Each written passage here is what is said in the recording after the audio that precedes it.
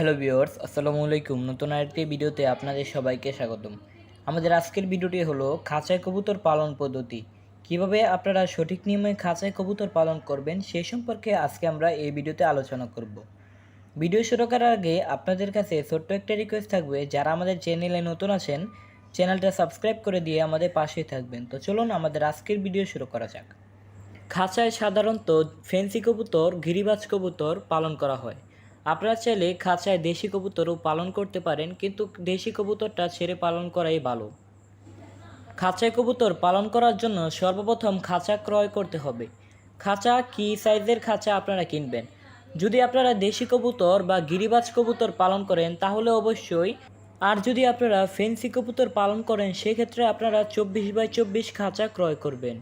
24x24 খাঁচা fancy কবুতরের জন্য অনেক ভালো এবং 18x24 গিরিবাজ কবুতরের জন্য অনেক ভালো। খাঁচা ক্রয়ের পর আপনারা কবুতরকে যে রুমে কবুতরের খাঁচাটা রাখবেন ওই রুমটা কবুতরকে চেনাবেন। এখন অনেকের প্রশ্ন থাকতে পারে, যদি খাঁচা কবুতর পালন করি তাহলে কেন কবুতরের যে রুমে রাখবো ওই রুমটা কেন চেনাবো?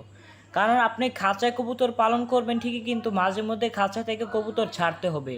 কারণ হলো সপ্তাহে একবার হলেও কবুতর খাঁচা থেকে ছাড়তে হবে, যাতে কবুতরটা গোসল করতে পারে। গোসল করার জন্য আপনি রুমে বা যেখানে কবুতর পালন করেন না কেন ওইখানে একটা বলে আপনারা পানি দিয়ে দিবেন, যাতে তারা গোসল করতে পারে। অথবা আপনি প্রতিদিনও কবুতর ছাড়তে পারেন খাঁচা কবুতর পালন করে। তারপর খাঁচা কবুতর পালন করার জন্য অবশ্যই একটা ডিমের হাঁড়ি দিতে হবে, যে হাঁড়ির মধ্যে কবুতরটা ডিম পারবে এবং বাচ্চা ফোটাবে। এরকম একটা মাটির হাঁড়ি আপনারা দিয়ে দিবেন এবং একটা কাঠ দিয়ে দিবেন, যাতে এই কাঠের মধ্যে কবুতর দাঁড়াতে পারে। এবং কাঠের যদি না দেন তাহলে কিন্তু কবুতর দাঁড়াতে পারবে না, তাই অবশ্যই একটা কাঠ দিয়ে দেবেন। কাঠ না দিলে কিন্তু কবুতর দাঁড়াতে সমস্যা হবে। তারপর অবশ্যই আপনাদেরকে কবুতরকে 2 বেলা খাবার দিতে হবে। তো অনেকে খাঁচার মধ্যে সবসময় খাবার দিয়ে রাখে। সবসময় খাবার দেওয়ার ফলে কি হয়, যে কবুতরটা অতিরিক্ত খাবার খায়। কবুতরটা অতিরিক্ত খাবার খাওয়ার ফলে একসময় কবুতরটা মোটা হয়ে যায়, কবুতরের শরীরে চর্বি হয়ে যায় এবং একসময় কবুতরটা বাঞ্জা হয়ে যায়। বাঞ্জা হলে কিন্তু কবুতর ডিম পাড়া বন্ধ করে দেয়।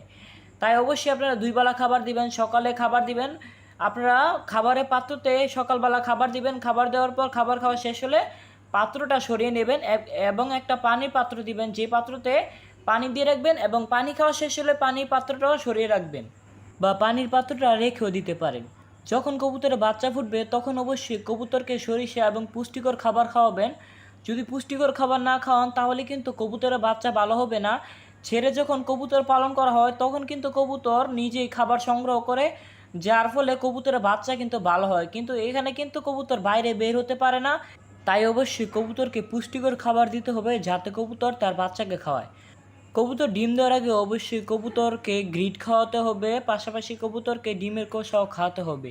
এই দুইটা খাবার যদি আপনারা না খাওয়ান তাহলে কিন্তু কবুতরের ডিমের খোসা পাতলা হবে, কবুতরের ডিম কিন্তু ভেঙে যাবে। যখন ছেড়ে কবুতর পালন করা হয় তখন কিন্তু কবুতর নিজেই খাবার সংগ্রহ করে খায়, যার ফলে কবুতরের ডিম কিন্তু অনেক ভালো হয়। তাই আপনারা অবশ্যই খাঁচা কবুতর পালন করলে গ্রিড খাওয়াবেন, ডিমের খোসা খাওয়াবেন। যখন কবুতর বাচ্চা দিবে তখন অবশ্যই খাঁচার মধ্যে খাবার সবসময় দিয়ে রাখবেন, যাতে তারা সবসময় খাবার খায় এবং তাদের বাচ্চাকে খাওয়ায়। তারা যদি খাবার বেশি করে না খাওয়ায় তাহলে কিন্তু তাদের বাচ্চা বড় হবে না। তাই খাঁচার মধ্যে সবসময় খাবার দিয়ে রাখবেন যখন কবুতরের বাচ্চা থাকবে। তো ভিউয়ার্স, আমাদের আজকের ভিডিওটি এ পর্যন্তই। যদি ভিডিওটি ভালো লেগে থাকে ভিডিওটিতে অবশ্যই একটি লাইক দেবেন। ভিডিওটিতে একটি লাইক দিয়ে চ্যানেলটা সাবস্ক্রাইব করে আমাদের পাশেই থাকবেন। দেখা হচ্ছে আমাদের পরবর্তী ভিডিওতে। আজকের জন্য বিদায় নিচ্ছি। আল্লাহ হাফেজ।